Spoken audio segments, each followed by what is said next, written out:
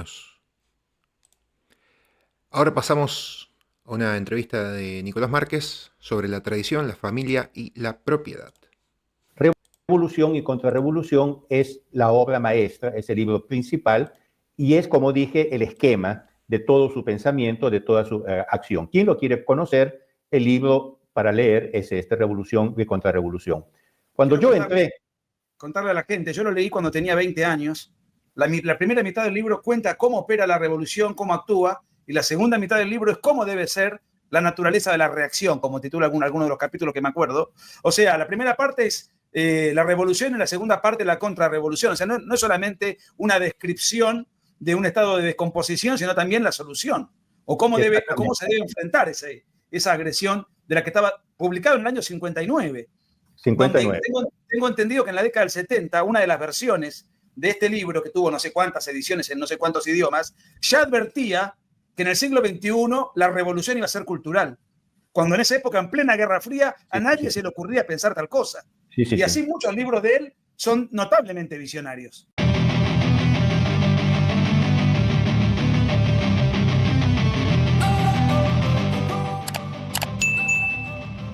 ¿Cómo les va? Yo soy Nicolás Márquez y hoy tenemos realmente una transmisión muy especial.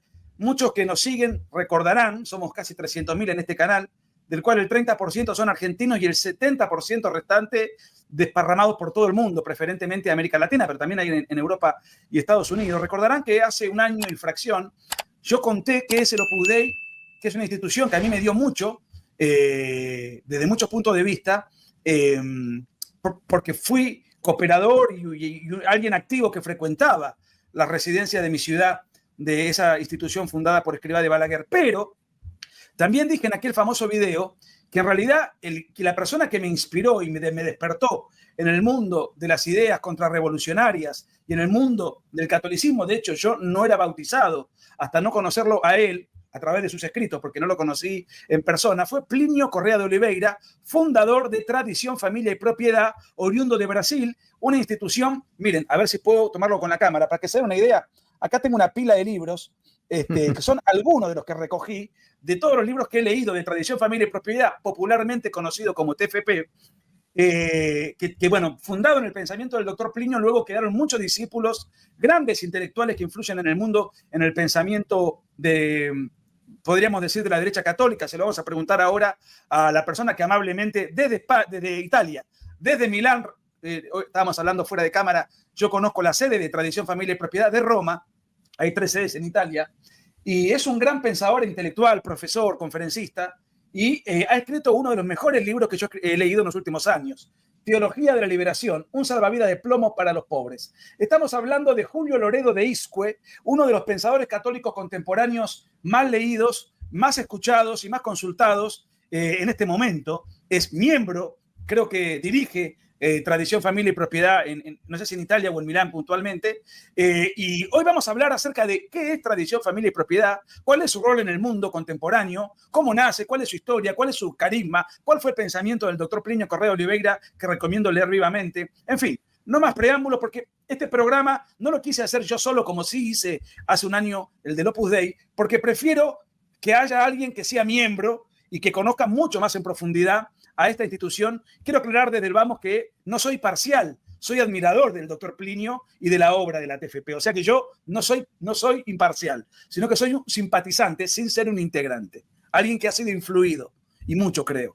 Muy bien, dicho esto, Julio Loredo de Iscue, desde Italia, desde Milán, ha dispuesto de su tiempo para atendernos y contarnos y ilustrarnos en esta plática. ¿Qué tal, Julio? Nicolás Márquez los saluda desde el sur del mundo.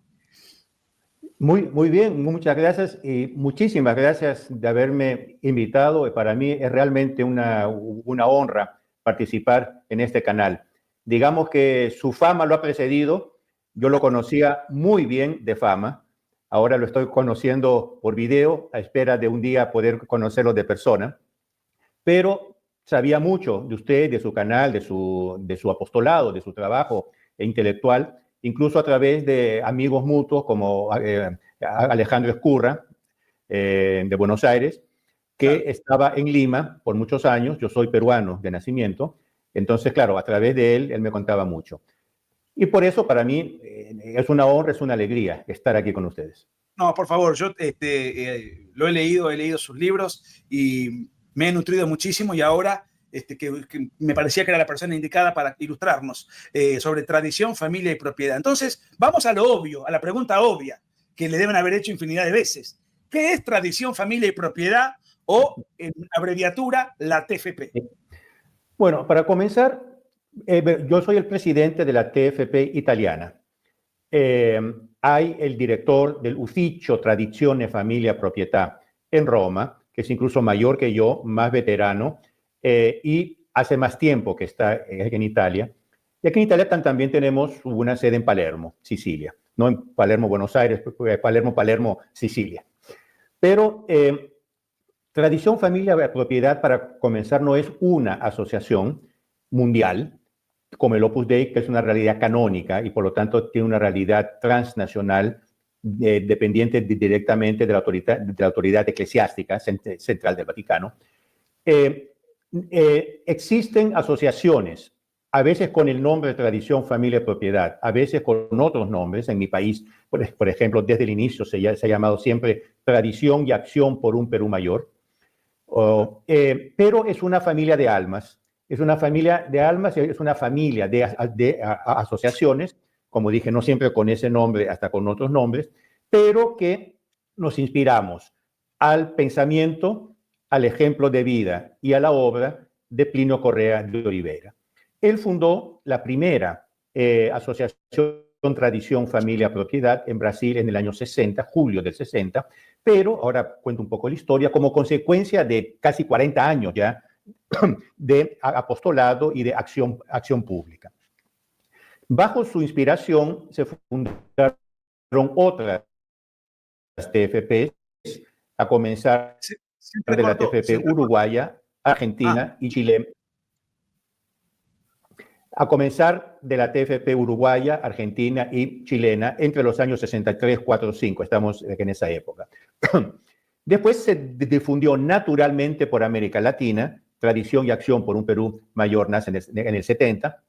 Y así, hoy en día, estamos presentes en 33, 34 países, inspirándonos, como dije, al pensamiento, a la vida y a la acción de Plinio Correa de Oliveira. Ahora, ¿quién fue Plinio Correa de Oliveira? Acá tengo una de las biografías sobre Plinio Correa de Oliveira, escrita también por un italiano que seguramente tiene trato habitual con usted, supongo. Sí, absolutamente, sí. El profesor Roberto De Mattei. Claro. Es un historiador, fue catedrático de Historia en la Universidad de Cassino, fue catedrático en la Universidad Europea de Roma, etcétera, etcétera. Esa biografía yo la recomiendo realmente porque es a la vez muy académica, están todas las citaciones, todas las notas, etcétera, y a la vez muy, muy fácil y muy bonita de leer. Plinio Correa de Oliveira nace en Brasil, diciembre de 1808. 1908. Claro, 1908. ¿Qué había dicho? 800, no, claro, perdón, claro. 1908, Belle Époque. Padre nordestino, del norte, madre paulista. Desde muy joven, él ya abrió su alma a la contemplación de la belleza y por lo tanto de la verdad, una persona sumamente precoz. Toda la familia se muda para Europa en 1912 porque la madre fue operada por el médico personal del Kaiser. Entonces fue toda la familia a acompañarla. Ese contacto con la civilización europea en plena Belle Époque fue absolutamente esencial para su formación intelectual. Hay libros sobre su vida, etcétera, no tenemos tiempo ahora, pero quien quiere profundizar sobre eso, hay libros, lo puede buscar en internet, hay todo. Hay incluso sus memorias, hay toda una serie de obras. Hasta los 10 años él vivió en la casa y fue educado en la casa, sobre todo por una Fräulein, una institutriz alemana, por lo tanto su educación fue en alemán. Él ya a los 6, 7 años, él hablaba el portugués, francés, inglés y alemán. Su educación fue en alemán. Y esto es importante porque, perdón, es importante porque esta educación alemana, él mismo lo cuenta, fue un correctivo para ciertos perdón, ciertos defectos que tenemos los latinos, que a veces no somos muy tenaces, a veces intentamos irnos un poco por las ramas. Es el modo de ser nuestro, y lo digo nuestro porque yo soy peruano, latino. La educación alemana sirvió mucho como correctivo para eso. Él entra en el colegio de los jesuitas con 10 años, el colegio San Luis de los jesuitas, y ahí se encuentra con el mundo. Por lo tanto, estamos en 1918. Solo para mostrar cuán precoz fue, él comenzó a leer diariamente los periódicos para acompañar la caída del imperio austrohúngaro. Él percibió que la caída del imperio austrohúngaro era algo de muy especial, de muy importante, de muy histórico. Entonces él comenzó, y desde ahí hasta el fin de su vida, él acompañó a diario las noticias y los acontecimientos en el mundo. Pero cuando él entra en el colegio, él ve el choque con la juventud de la época. Claro, cada juventud piensa que la anterior fue mejor de lo que es ahora, pero cada juventud tiene siempre su ambiente, digamos, revolucionario o innovativo, que quiere romper con todo. Y él se encontró con un ambiente que él conocía, claro, intelectualmente, pero no en la realidad, que es el ambiente del ateísmo masónico, liberal, republicano, porque el Brasil, habiendo sido imperio, todavía había la discusión monarquía-república. Y ahí él tuvo que darse cuenta que el mal existía. Y el mal existía concretamente, y no solo en su colegio, sino él entendió que estas eran tendencias que existían en todo el mundo. Y por lo tanto se tuvo que poner frente a una decisión. O cedo, o me hago absorber por el mundo y sigo las aguas, sigo el río, sigo el flujo, y voy a tener una vida tranquila, normal, mi carrera, mi familia, etc. O reacciono. Si reacciono, va a ser una vida de lucha, va a ser una vida de exclusión de muchos ambientes, etc. Y con 12 años, él dijo, no, yo me voy a dar a la Santa Iglesia Católica, yo voy a luchar por la Iglesia, por la civilización cristiana.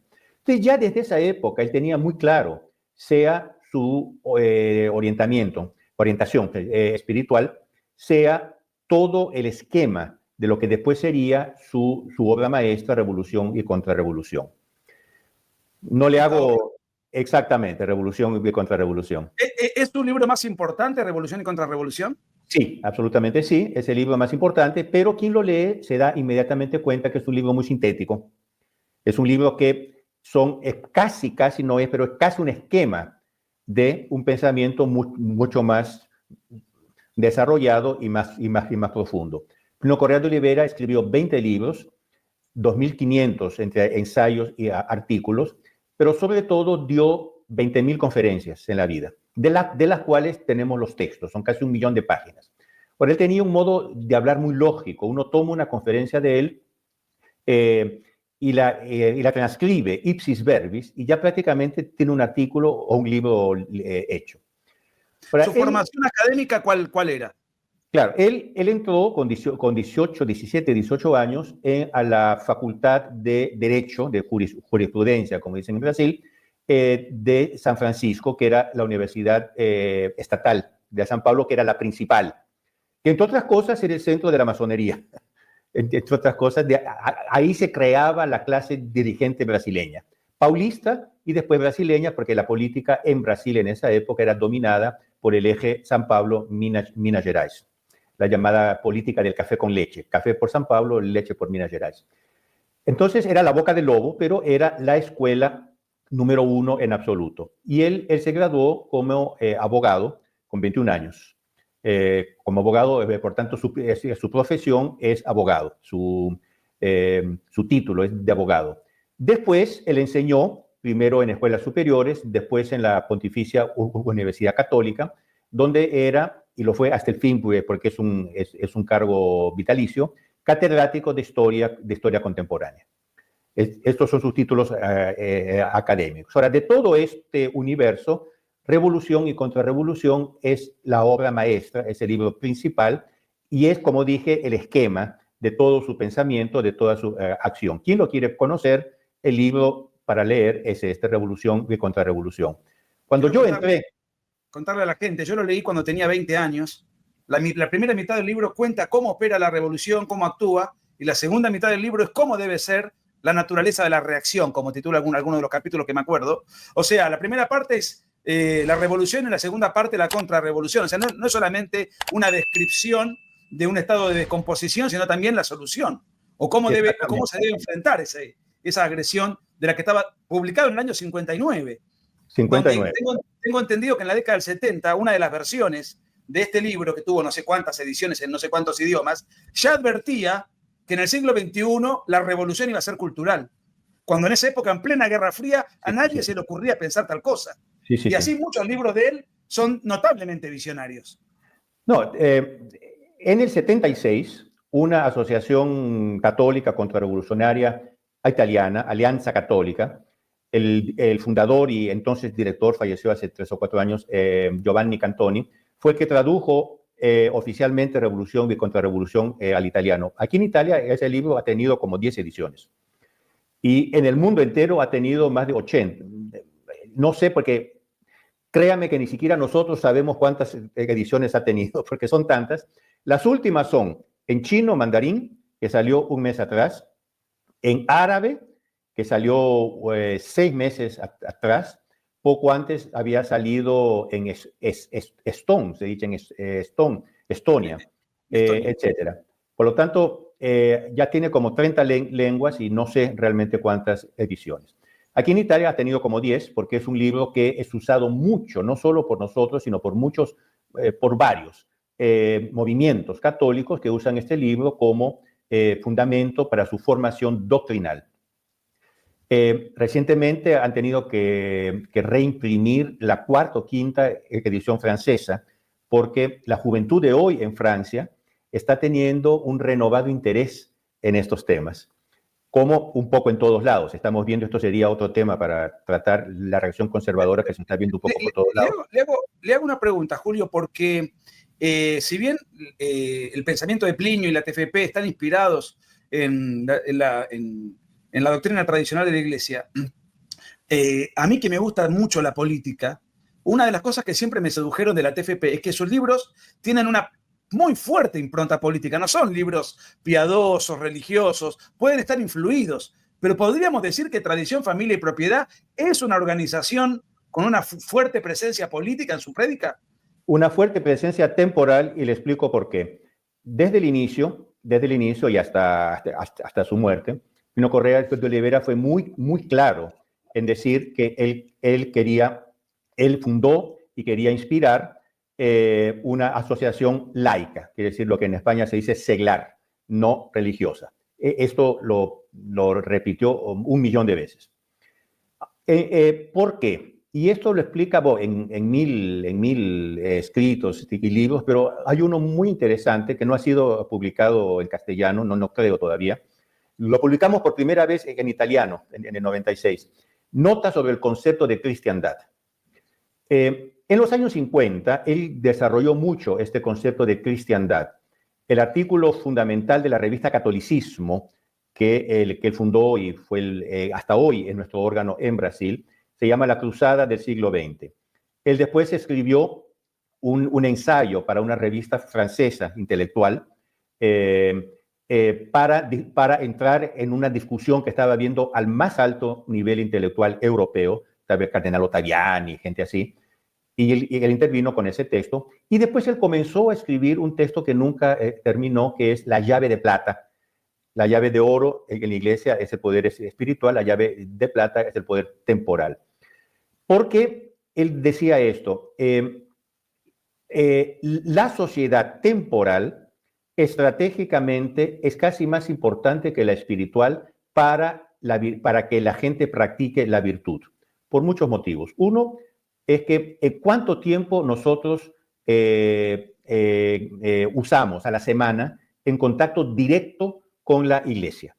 Digamos que vayamos a misa todos los días 1 hora. Digamos que oigamos algún vídeo de algún sacerdote, estos que hay en internet que explican la doctrina católica. Ahora, y todo el resto del tiempo, ¿dónde vivimos? En la sociedad temporal. Entonces, o la sociedad temporal, de una parte, acepta, recibe y incorpora en su modo de ser en todo la doctrina y el espíritu de la iglesia, sirviendo de base para la práctica de la virtud, o lo que la iglesia haga eventualmente de bueno se pierde cuando desciende a la sociedad temporal, donde están 99.9% de los fieles. Entonces, de hecho, discúlpeme, para que se sepa, de hecho él se dedicó a la política y fue muy joven diputado constituyente.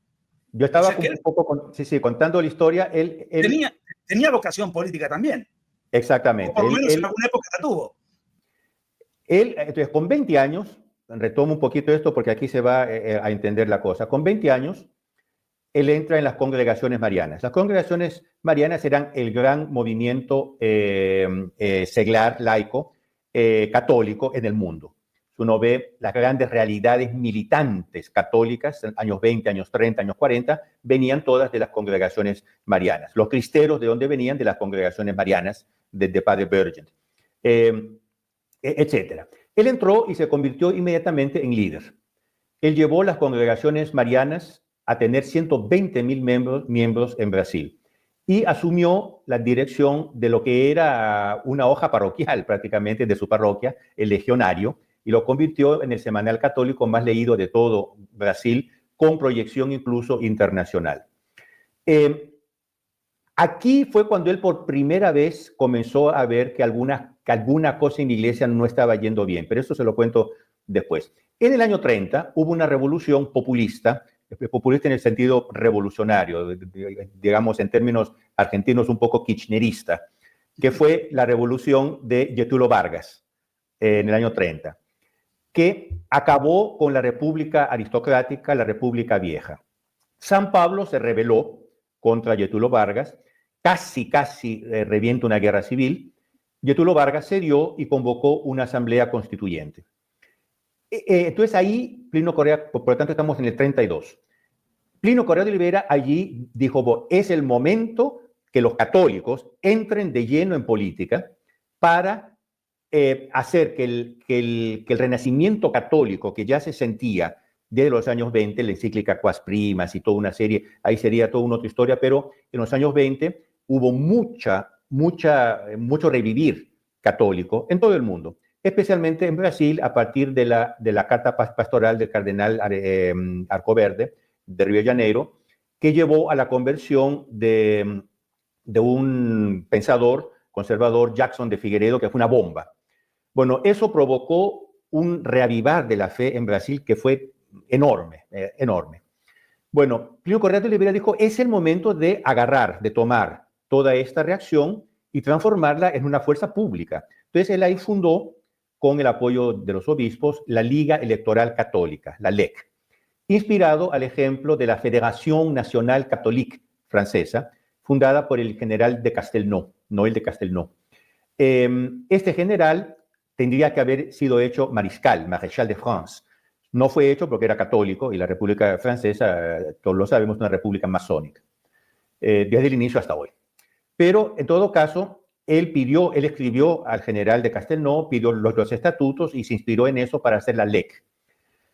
La LEC se presentó a las elecciones para la Asamblea Constituyente con dos programas. Un programa mínimo, quiere decir, esto es lo mínimo que tenemos absolutamente que hacer votar, y un programa máximo, que digamos, si podemos, también vamos al programa máximo. La LEC consiguió elegir, no recuerdo tantos diputados, y sobre todo eligió a Plinio Correa de Oliveira con más del doble de votos del segundo candidato a nivel nacional. Plinio Correa de Oliveira es el candidato que más votos proporcionalmente, más votos ha tenido en la historia de Brasil. Y era voto católico. Ahí se demostró la fuerza política de los católicos. Hay un comentario ahora no me acuerdo el nombre, pero que fue presidente de la ONU brasileño. Él dice, si los católicos no se hubiesen organizado para esa asamblea constituyente, el Brasil hubiera caído en el socialismo. Y otro intelectual que fue ministro, Paulo Brossard, de izquierda, dijo, la LEC ha sido la asociación no partítica, no partido, que más influencia ha tenido en la política en toda la historia de Brasil. De hecho, la LEC, con la lideranza del doctor Plinio, consigue aprobar todo el programa mínimo y casi todo el programa máximo. Ahí fue que el laicismo sufrió un golpe fatal y ahí fue que Brasil volvió en tantas cosas a una constitución que era basada en el derecho natural. Ahora, ¿qué es lo que pasa? La idea de él poner esa inmensa fuerza católica al servicio de la res pública, no necesariamente en política como un partido, porque era más bien un movimiento que tenía una consecuencia política. Fue muy boicotado por los obispos de entonces. Obispos buenos, absolutamente buenos, pero que decían, no, Plinio, hay que quedarse en las sacristías, hay que rezar el rosario, hay que leer libros de piedad, cosas absolutamente santas, pero hay que quedarnos en esto. Lo que usted está haciendo no cuenta con buenos ojos nuestros, de los obispos amigos, de los obispos buenos. El caso arquetípico, bueno, el doctor Plinio tenía que luchar en dos frentes. Contra el comunismo, había el Partido Comunista, hubo la intentona, como dicen, comunista en Brasil en el 35, y de otro lado la competencia que le hacía el Partido Integralista, que es un partido de clara inspiración nazista, que se presentaban también muy militantes. Entonces él decía, y era la época, era el zeitgeist, el espíritu de la época, muy militante, muy... En el Perú era la época del apoyo a los nacionales en España, de las marchas, de las camisas azules, estas cosas. Entonces, esa era la época. Y el doctor Plinio quería presentar un catolicismo que pudiese competir con estas tendencias, mostrando la verdad de la Iglesia Católica. Absolutamente no. Un caso arquetípico fue que él convocó, ahí no recuerdo el año 37-38, un congreso de jóvenes católicos paulistas, 15.000 militantes paulistas. Él quería enardecerlos para después, al final, como clausura del congreso, hacer un desfile por el centro de San Pablo, rosario en mano, viva el Papa, viva la Iglesia, abajo el comunismo, etc. Le prohibieron. El arzobispo de San Pablo, que era muy amigo de él, le prohibió y dice absolutamente no. Entonces, claro, aquí comienza una tendencia que los sociólogos llaman de menos religión. Es decir, en cuanto a la opinión pública, que es un fenómeno que se está dando hoy de nuevo, en modo un poco diferente, pero se está dando hoy de nuevo. En cuanto a la opinión pública, sobre todo la juventud, pedía más y más religión, más militancia, más claridad, más, la Iglesia comenzó a dar menos y menos y menos. El doctor Plinio se presentó a las elecciones sucesivas, fue boicoteado, voy a decir toda otra historia, y perdió. Ahí entendió que su carrera no era la carrera política, porque era la carrera, incluso porque durante su mandato como diputado constituyente, fue invitado a entrar en la masonería 3 veces. Evidentemente le dijo no, y ahí su carrera política acabó. Pero ahí él entendió que tenía que hacer un movimiento católico que influyese en la política. Cuando nació la Acción Católica, cuando fue introducida, la Acción Católica nació en el 24 en Italia, la Acción Católica moderna. Cuando fue introducida en Brasil, lo nombraron a él presidente de la Junta Arquidiocesana de San Pablo, que era la segunda principal. La principal era Río de Janeiro. Inmediatamente él se dio cuenta que, en cuanto a los buenos, querían siempre menos, una actitud más, aquí se dice arrendevole, que quiere decir de rendirse, de ceder, ¿no? Los malos habían infiltrado todo el movimiento católico. Los malos quiere decir, de una parte, en campo teológico, el neomodernismo, que en Brasil se llamaba liturgicismo, y en lado sociopolítico, el llamado catolicismo democrático, o catolicismo socialista, o socialismo católico, socialismo cristiano. Y la Acción Católica estaba muy infiltrada por estas dos corrientes. En el 43, él escribe su primer libro en defensa de la Acción Católica, un libro importantísimo, donde dice, existen estas tendencias revolucionarias, modernistas y socialistas, en el seno del movimiento católico, sobre todo en la Acción Católica, o nosotros lo paramos, ya, ahorita, o esto va a tomar cuenta de la Acción Católica llevándola hacia una dirección que es lo opuesto de lo que los papas quieren. Y él denunció todo, por ejemplo, el sacerdocio femenino, ya lo denunció en esa época, el concepto de la misa como participación, que es la misa nueva de 69, él ya lo denunciaba en esa época. Por lo tanto, es un libro... Pero quiero mostrar libros de él, donde, por ejemplo, acá denuncia el indigenismo. El doctor Plinio murió en el 95.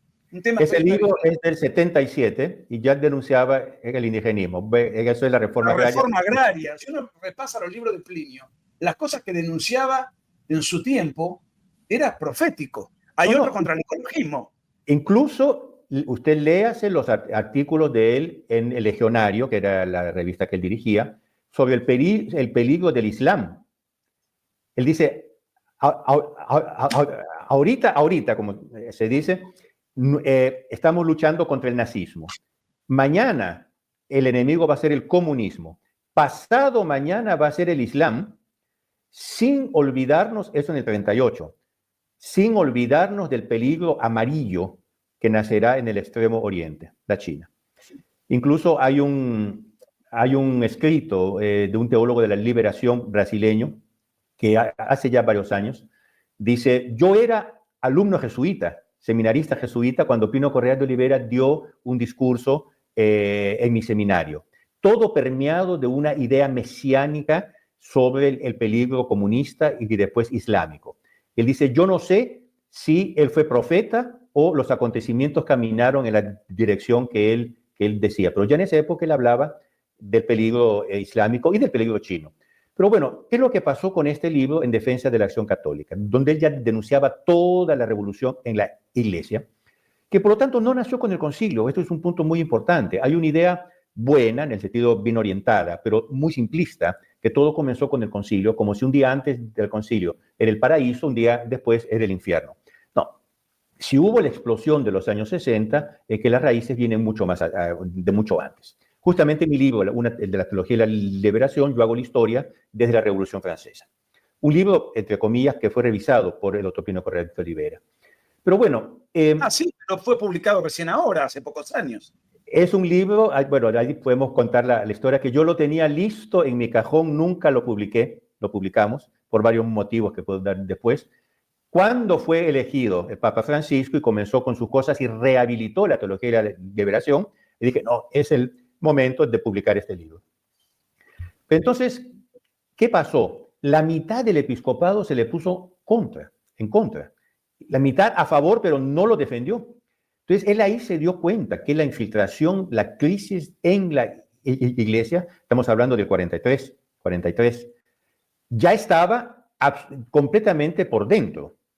Entonces, desde ahí él ya no tuvo ninguna veleidad, ninguna esperanza en que del ambiente eclesiástico, como un todo, evidentemente hay excepciones, hay movimientos, hay grupos, eso sí, pero como un todo, de allí no salía una cosa buena.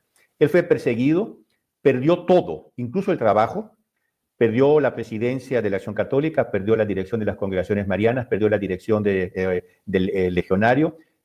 Hubo una prohibición de invitarlo a cualquier conferencia. Él que hablaba casi todos los días, era un orador excelente. En Buenos Aires, él dio una famosa conferencia, creo 62-63, en un teatro, no sé si en el Colón, pero en un gran teatro.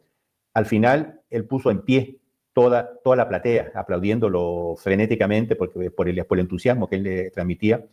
Y hubo un discurso en español. Hay la grabación del español. Él fue invitado a Buenos Aires y le pidieron para hablar, y él habló en español. 2 o 3, pero literalmente 2 o 3 pequeños errores gramaticales, cuanto al resto un español perfecto. Pero bueno, fue ahí que él, de haber sido aclamado en el Congreso Eucarístico del 42 por 1 millón de personas en la plaza, 1 millón, él se quedó con un grupo de discípulos fieles de 5 o 6, es decir, aplastado, liquidado, pisoteado. Ahí fue que entendió que tenía que hacer una cosa externa, una cosa laica, que tuviese esta influencia en la sociedad. Entonces, toda su vida siempre fue la búsqueda de una civilización cristiana, aceptando absolutamente que la vocación religiosa, sacerdotal, por lo tanto la misión espiritual de la iglesia es superior a cualquier cosa, es la iglesia. Ellos tratan directamente con la gracia divina, por lo tanto es de suyo superior. Para revolución y contrarrevolución, estratégicamente es más importante la lucha en la sociedad temporal. Le voy a dar una prueba.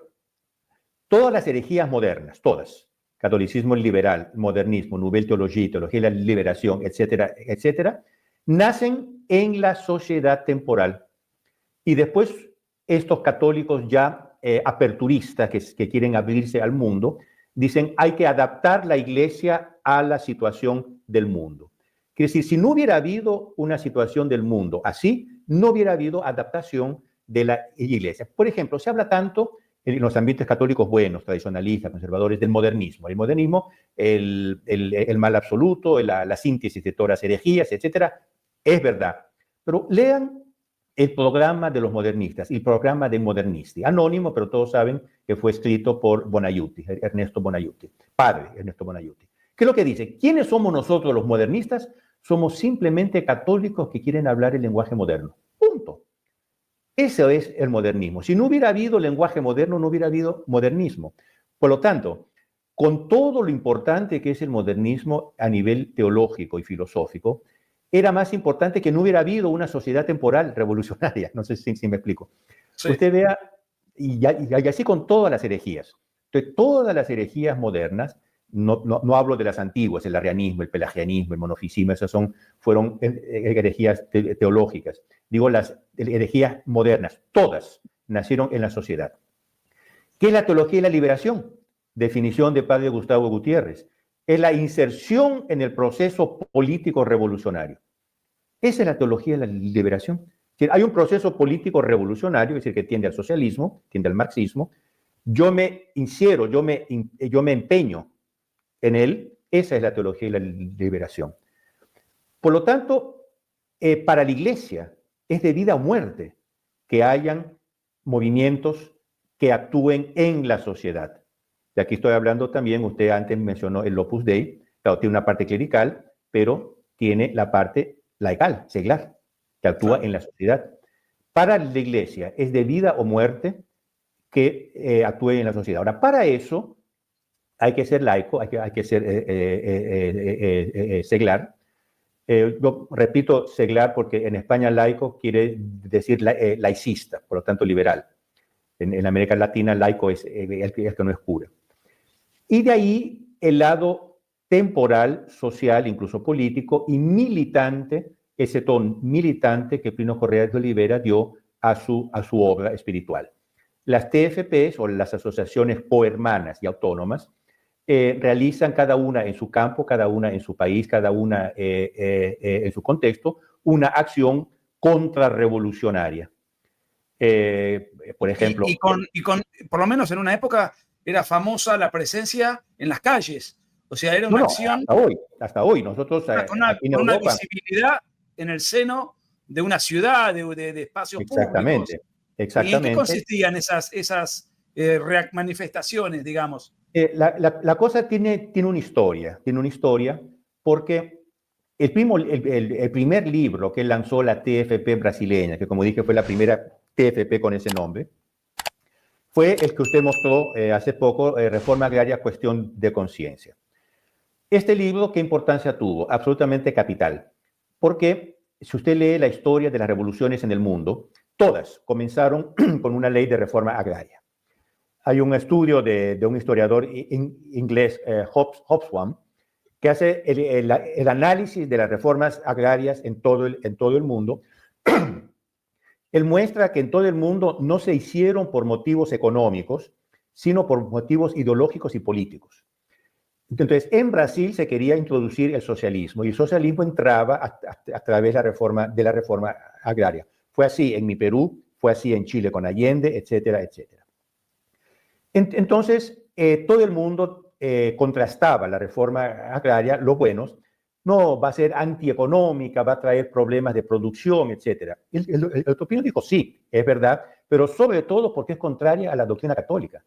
De ahí el título del libro, Reforma Agraria, Cuestión de Conciencia, porque este es otro punto, que toda nuestra acción, incluso política, se funda en la doctrina y la moral católica. Bueno, cuando se lanzó este libro, se vio que todos los medios de comunicación de la época estaban cerrados, controlados por qué sé yo quién, pero cerrados a la propaganda. Ahí el doctor Plinio se recordó de los Camelots du Roi. Los Camelots du Roi eran los jóvenes militantes de la Acción Française por lo tanto estamos a comienzos del siglo XX, que vendían el diario, la revista de la Acción Française, Le Royaliste, creo que se llamaba, en la calle. A su vez inspirados por la Jeune Garde de Le Sillon, esto ya en campo izquierdista, católico pero democrático izquierdista, que vendían la revista L'Éveil démocratique, el despertar democrático, en las calles, usando símbolos. Hay otro opinión, se recordó de esto, dijo, ¿por qué no hacemos nosotros campañas públicas? Y así nacieron ya en el 63, 4, 5 las campañas públicas que paso a paso fueron adquiriendo la forma actual. Aquí en Europa hacemos muchas campañas públicas, caravanas incluso, todos los veranos salimos de caravana en varios países. La presencia pública... ¿Y por qué a la hora de escoger 3 ítems eligen tradición, familia y propiedad? Sería muy interesante leer un libro de un marxista. A veces incluso los marxistas son interesantes para leer. Conocer al enemigo. Sí, conoce tu enemigo. Max de Laspes, un belga, un libro de 71-72 que dice Jesús et la triple contestación. Jesús y la triple contestación. Y él dice, ha nacido en América Latina, como quien dice allá abajo, qué sé yo dónde, ha nacido en América Latina un movimiento que impresiona no solo por su contenido doctrinal, sino sobre todo por su nombre, tradición, familia, propiedad. Una visión superficial diría que son 3 palabras, 3 eslóganes artificialmente puestos juntos. Sin embargo, no es así. Son las 3 alienaciones fundamentales del hombre, él las llama alienaciones con lenguaje marxista, que contradicen las 3 desalienaciones, las 3 liberaciones fundamentales del marxismo. Entonces, él ahí explica, y tiene todo un libro, Jesús y la triple contestación, y al final concluye, es un trinomio que se puede aceptar o se puede rechazar, pero que no se puede separar. Y Plínio Correa de Oliveira escribió una serie de 3 artículos en la Folha de São Paulo, entonces era el mayor diario de Brasil, uno tradición, otro tradición familia y el tercero tradición familia propiedad, donde explica el por qué escogió estas palabras. En ámbito católico moderno es muy común oír tradición, pues, está bien, digamos, familia, claro, familia, cómo no, propiedad. Pero ¿por qué propiedad? ¿Qué tiene que ver la propiedad con la fe? ¿Qué tiene que ver la propiedad con la iglesia? Bueno, para comenzar, hay 2 mandamientos de la ley de Dios que establecen la propiedad privada. El 7º y el 10º, no robar y no codiciar los bienes ajenos. Después, toda la doctrina social de la iglesia reconoce la propiedad, un concepto que ahora en Argentina está siendo representado por el actual gobierno, porque es fundamental.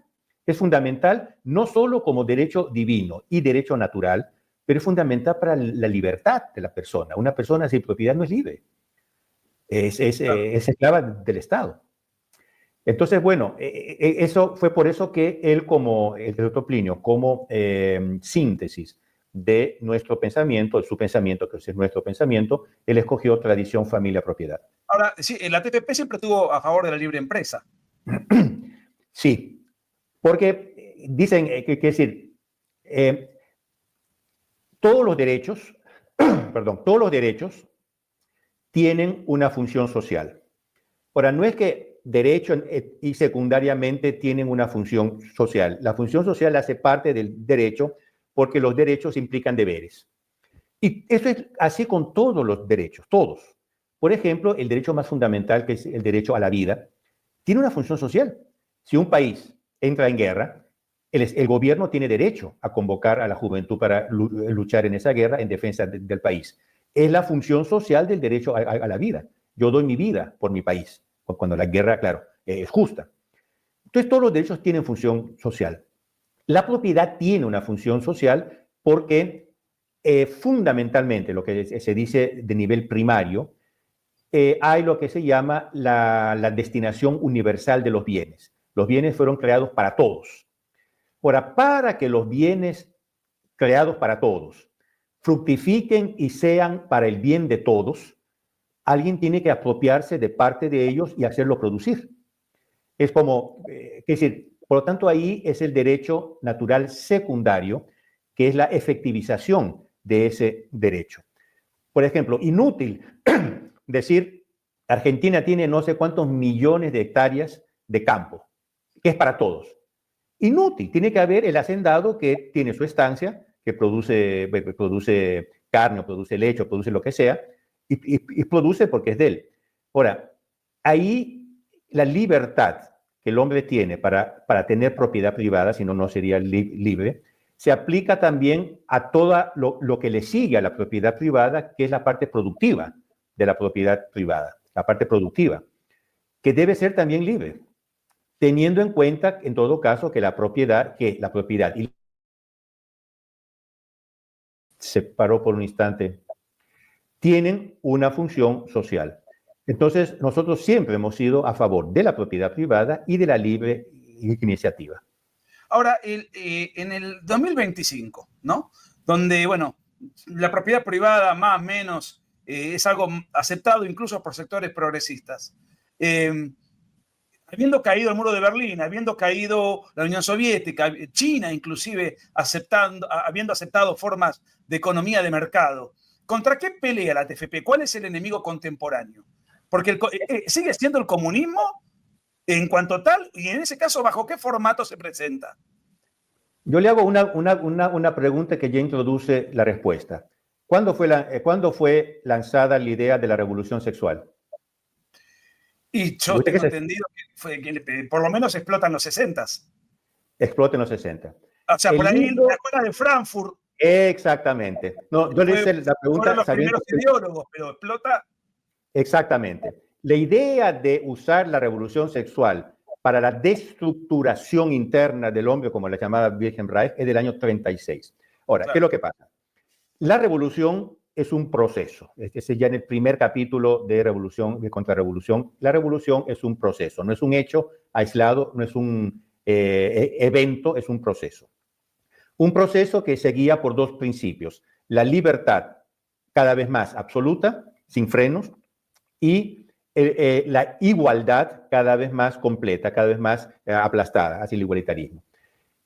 Movidos por dos pasiones humanas, el orgullo, que tiende a la igualdad, al igualitarismo, y la sensualidad, que tiende al libertarianismo. Ahora, la primera revolución fue la revolución protestante, que proclamó la igualdad en el campo eclesiástico, Papa no. Como consecuencia vino la segunda revolución, esto muy sintéticamente, que fue la Revolución Francesa, que aplicó esos mismos postulados al campo político, aboliendo la monarquía, con los mismos principios igualitarios del protestantismo aplicados en otro campo. De la izquierda de la Revolución Francesa ya nace el socialismo con Babeuf, con la revolución de los iguales, etcétera, que se transforma en el socialismo utópico y después científico con Marx, pseudocientífico.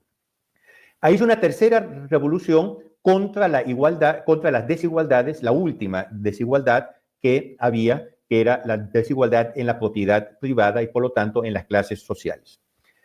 De ahí viene toda la historia del comunismo, la primera internacional, la segunda, la tercera, que es la comunista con Lenin, que finalmente instala el comunismo en Rusia y desde ahí para todo el mundo. Pero el anhélito libertario e igualitario, por tanto anárquico, del comunismo lo hubo siempre. Por ejemplo, ¿cuál es el modelo de sociedad que Engels propone en el origen de la familia, la sociedad y el Estado? Es el tribalismo.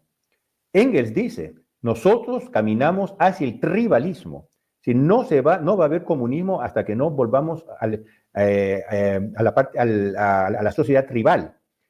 Entonces, uno ve que ya en el seno de la tercera revolución ya estaba la cuarta, que es la revolución cultural.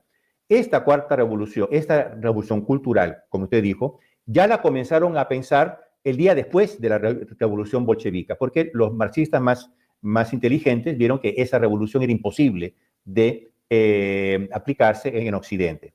Entonces comienzan a pensar cómo aplicarla en Occidente. De ahí sale, de una parte, Gramsci, que fue el que inventa la cuestión de la opresión cultural, por lo tanto la liberación cultural, la revolución cultural, y de otro lado la escuela de Frankfurt, que estudian diversos modos de cómo imponer la revolución en el occidente. El manejo del lenguaje, manejo de las estructuras postindustriales, etcétera, etcétera. Hasta el manejo de la sensualidad, la explotación de la sensualidad, usando ya no más el marxismo, sino el freudismo, que da lugar al freudo-marxismo. Entonces, esta es una cuarta etapa de la revolución que Primo Correa de Oliveira ya no digo profetiza, pero ya la intuye en el 59, la describe clarísimamente en la tercera parte de Revolución y Contrarrevolución, que escribe en el 76, y la ha descrita en muchísimas obras, en muchísimos libros y ensayos, artículos. Entonces, lo que hoy estamos luchando, combatiendo, es el postcomunismo, es la revolución cultural, es la revolución woke, es la revolución del transhumanismo, que todas esas son consecuencias del proceso revolucionario, que es el igualitarismo ya no más en la sociedad, sino internamente en el hombre. Es la revolución, como dicen, in interiore hominis. Si usted ve mi libro de Teología de la Liberación, yo hablo siempre de la Teología de la Liberación marxista como la versión clásica de la Teología de la Liberación. Después hay las versiones más modernas, indigenista, la teología negra, la teología gay, la teología feminista, la teología ecológica, incluso las postmodernas. Leonardo Boff llega a decir que la naturaleza tiene que liberarse de las leyes naturales que fueron impuestas por Dios. Y el último congreso, ya hace unos 10 años, uno de los últimos congresos de los teólogos de la liberación, del ITWOT, Ecumenical Association of Third World Theologians, proclamó la teología genérica, quiere decir, ¿quién es el origen de todas las alienaciones, de todas las autoridades, de todas las leyes? Es Dios. Tanto hasta que no nos liberemos de Dios, la teología y la liberación no va a ser completada. Entonces, estos son los panoramas modernos, pero que tienen que ser vistos a la luz del panorama general del proceso revolucionario. No, yo incluso he leído libros de la década del 80 de la TFP, donde ya se denunciaba, por ejemplo, estas tendencias impuestas en Francia por Mitterrand o en España por Felipe González, por ejemplo, ¿no? Ahora, hay un libro del doctor Plinio que se llama, yo no sé si es un compilado de artículos, pero me lo regalaron en Colombia hace poco, partidarios del doctor Plinio, Ambientes, Costumbres y Civilizaciones. Y si uno, a mí yo conozco, bueno, incluso en algunos lugares que me ha tocado viajar, he conocido diferentes sedes de tradición, familia y propiedad, y la sede en sí misma y el interior de la sede se caracteriza por el cultivo de la elegancia, de las buenas formas, son casonas muy elegantes, en fin, hay como un culto en la TFP de cierto refinamiento. ¿Esto a qué obedece ese carisma, si lo podemos decir? Más que refinamientos, a ciertas cosas ordenadas. Si uno lee Revolución y Contrarrevolución, a un cierto punto el doctor Plinio Correa de Oliveira trata de las tres profundidades de la revolución, en las tendencias, en las ideas y en los hechos. Muchos autores antirrevolucionarios o contrarrevolucionarios han tratado de la revolución en las ideas y en los hechos.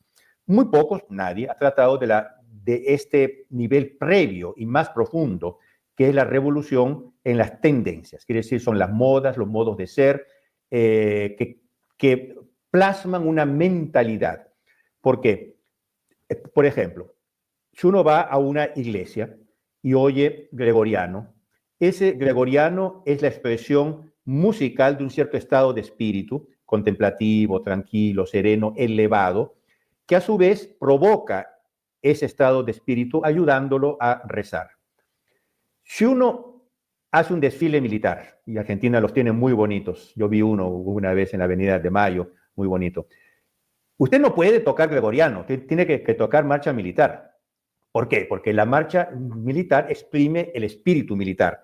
Entonces, la música militar exprime el espíritu militar y provoca el despertar del espíritu militar, tanto que cuando se marcha con músicas militares.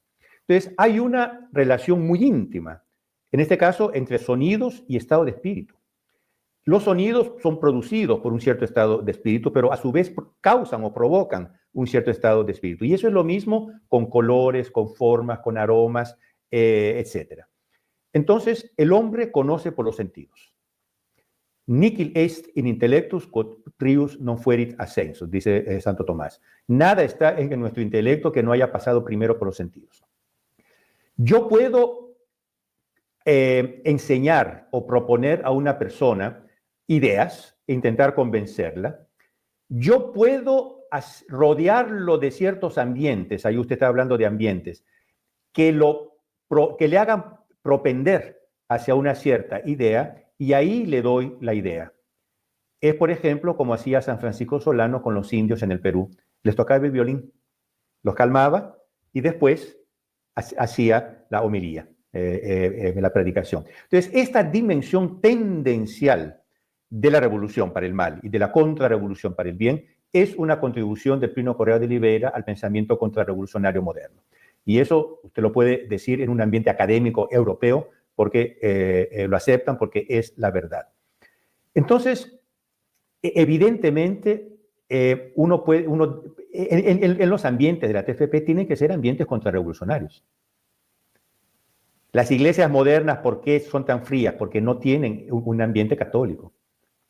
Entonces, esa parte tendencial es un elemento esencial del apostolado contrarrevolucionario, para allá de las ideas y de los hechos.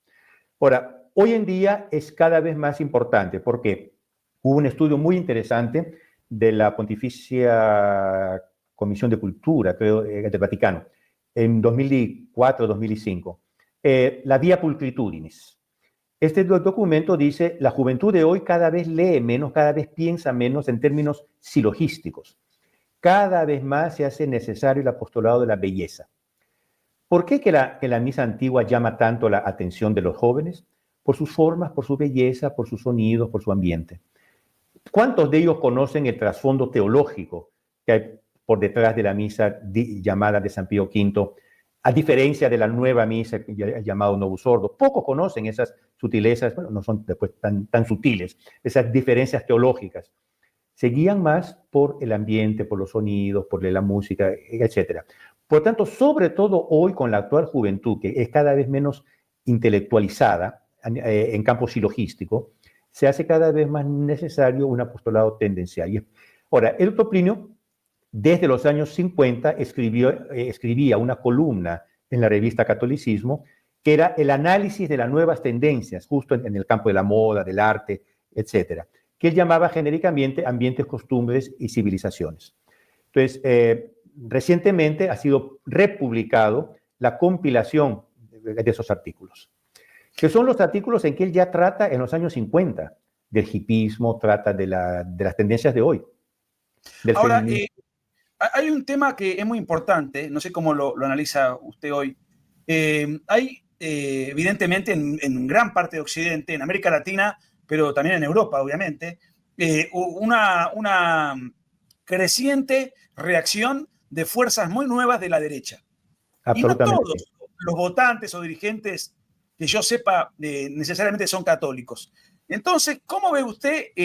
Había un concepto en Revolución y Contrarrevolución que el doctor Plinio llama, estoy hablando de un libro que leí hace 30 años, habla del semi-contrarrevolucionario. Sí. Puede ser un aliado táctico estratégico, alguien que puede compartir muchas de las ideas que forman parte del ideario que usted señala, aunque no específicamente sea católico. ¿Es válido? Sí, absolutamente sí, ahora lo explico, pero es mucho más, porque usted vea esta reacción que está viendo por todos lados. No es que haya sido causada por estos líderes que ahora son los abanderados de esta reacción. Milei en Argentina, Trump en Estados Unidos, ahora la gran victoria, aunque salió segunda, pero dobló los votos, la AfD en Alemania, Giorgia Meloni. ¿Perdón?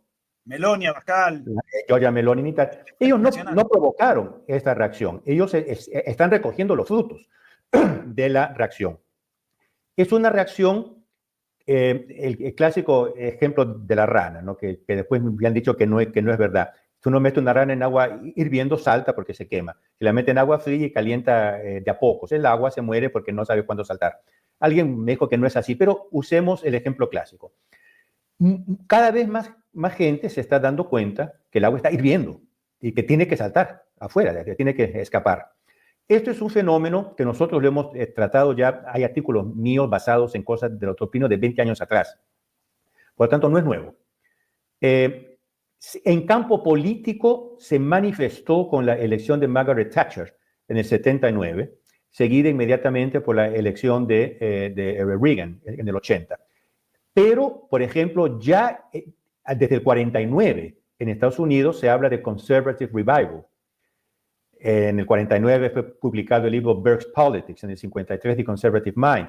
Bueno, eso sería otra historia, la nueva derecha, la New Rights, en los años 60, etcétera. Por lo tanto, es una tendencia que está habiendo en todo el mundo. Y es una tendencia de gente que dice, este tren está yendo demasiado rápido, yo me quiero bajar de este tren. Y se bajan del tren. Entonces, claro, lo que usted dice, son semi-contrarrevolucionarios porque reaccionan en algunos puntos. Pero lo interesante es que estamos hablando de un proceso, estamos hablando de un movimiento, algo que está yendo en una cierta dirección. Por ejemplo, la llamada polarización de la opinión pública americana, pero en todo el mundo, pero es muy estudiada en Estados Unidos. Antiguamente había una sobreposición de izquierda y derecha en un inmenso y meloso moderatismo. Hoy en día hay una polarización creciente. ¿Por qué? Porque las cosas se están moviendo. La izquierda se está moviendo cada vez más hacia el anarquismo, la revolución woke en Estados Unidos, la revolución que hubo en Chile, la que hubo en Colombia, el despertar colombiano, etcétera. La revolución que intentaron, gracias a Dios no funcionó, en el Perú, con los movimientos populares, etcétera. Son cosas que antes no habían en la izquierda. Ahora, de otro lado, la reacción está caminando para aquí. Por lo tanto, no es solo que uno puede estratégicamente trabajar con semi-contrarrevolucionarios, es que se trata de semi-contrarrevolucionarios que están cada vez más avanzando para aquí. Claro. Entonces, es un deber nuestro como católicos tradicionalistas levantar el estandarte de la verdad, que la verdad del Evangelio de nuestro Señor Jesucristo, para decir, muchachos, vean que hay camino todavía. No hay solo que salirse del tren, sino hay que tomar el tren para el otro lado. Ahora, yo para ir dejándolo, porque ya llevamos 1 hora y cuarto y estoy abusando de su tiempo, sé que está en su oficina trabajando en la sede de la TFP de Milán, y lo que le quería preguntar, por ahí le resulta un poco incómodo, pero no puedo no preguntárselo. ¿Cómo convive una institución como Tradición, Familia y Propiedad con un papa? Esto corre por mi cuenta, ¿no? De características tan despreciables, digamos. Porque es desconcertante. Hay por un lado un deber de obediencia y por otro lado un sujeto que todos los días nos dispara conceptos que son imposibles de ser aceptados.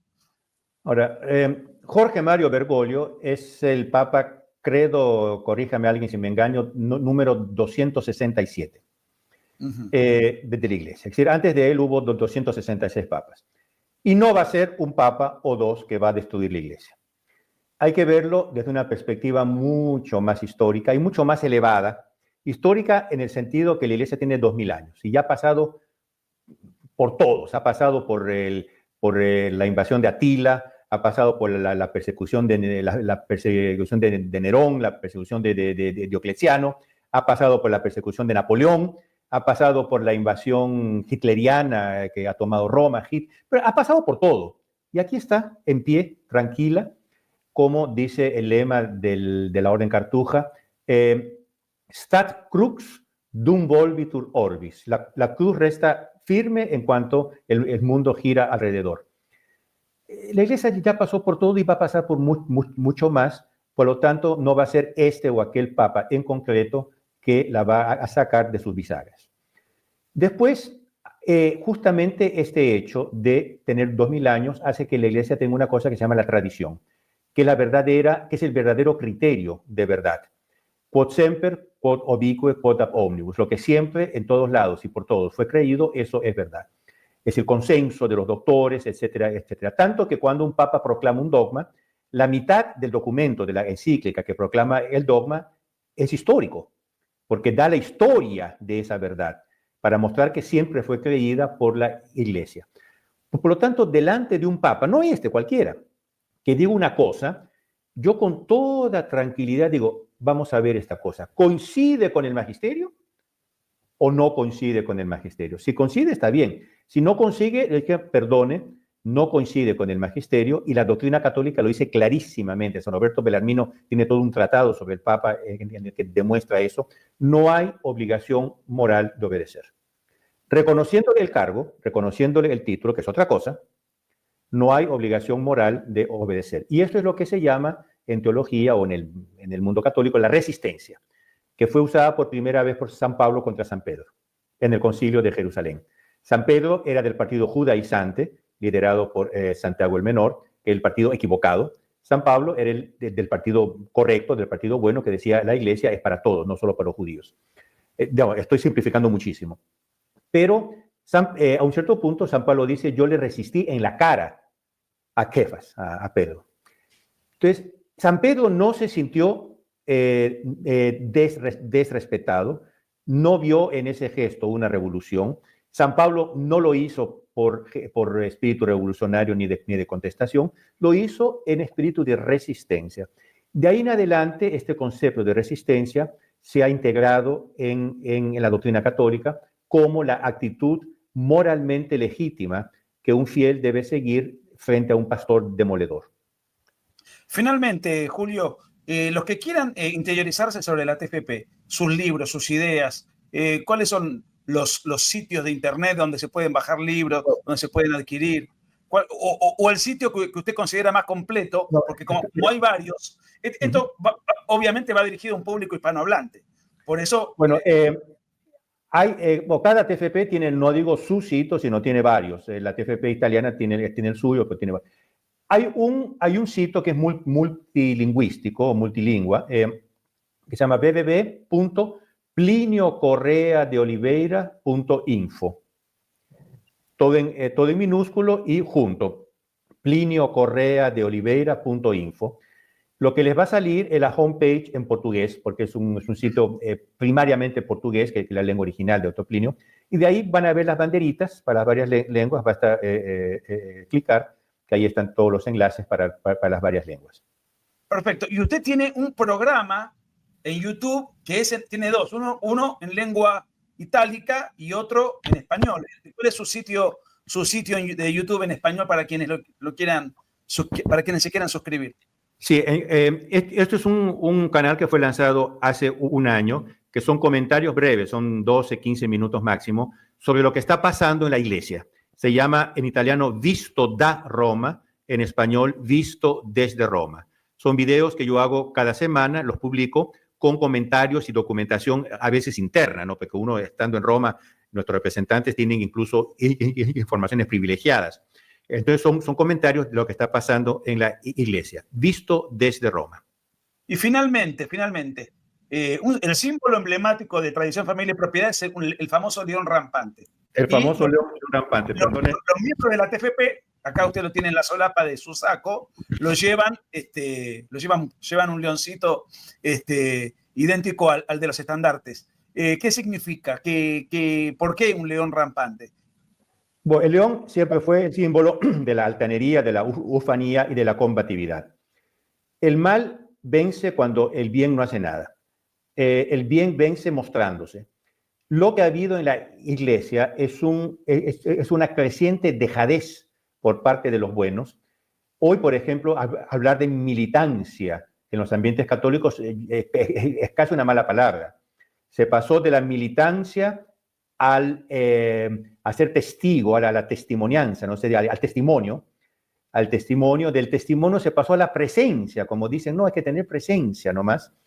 Y con este Papa se llegó a la inclusión radical, que es decir, no hay que tener ni presencia, hay que meter todos adentro. Ahora, usted ve que lo que faltó en primer lugar fue el espíritu de militancia. Entonces, el león anti-igualitario por excelencia es el rey de la selva, es el ufano, es el símbolo de la combatividad y por lo tanto es el símbolo de la contrarrevolución y tiene una cruz roja en el pecho porque la lucha es el combate por los principios católicos.